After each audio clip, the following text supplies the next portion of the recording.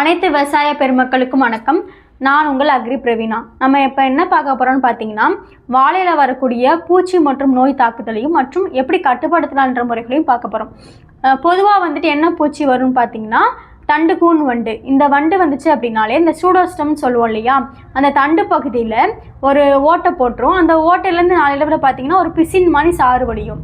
இதே நோய் எடுத்துக்கிட்டோம் அப்படின்னு பார்த்தீங்கன்னா, பனாமா வாடல், சிகோட்டக்கா இலைப்புள்ளி நோய், இந்த 2 நோய் தான் அதிகமாக ஏற்படும்.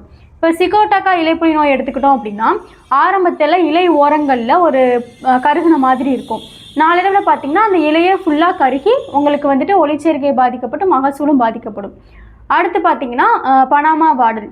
இந்த நோய் வந்துருச்சு அப்படின்னா அடித்தொகை எல்லாம் ஒன்று மேலே ஒன்று தொங்கின மாதிரி இருக்கும்.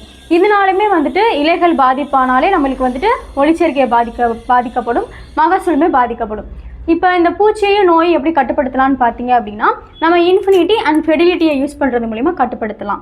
ஏக்கருக்கு 2 பேக்கெட்டு எப்படி கொடுக்கணும்னு பார்த்தீங்க அப்படின்னா, குறைஞ்சது 3 டோஸ் கொடுக்கணும். ஃபஸ்ட்டு ஒரு ஸ்ப்ரே, அடுத்து 2 வேர் சிகிச்சை கொடுக்கணும். நீங்கள் தேவையான அளவு தண்ணியில் 3 நாள் ஊற வச்சு ஃபஸ்ட்டு ஒரு ஸ்ப்ரே, அடுத்து 2 வேர் சிகிச்சை கொடுக்கணும். வேர் சிகிச்சை எப்படின்னு பார்த்தீங்கன்னா, நீங்கள் ட்ரிப்பு கொடுத்துட்டிங்கன்னா தாராளமாக ட்ரிப்லேயே நீங்கள் பயன்படுத்திக்கலாம்.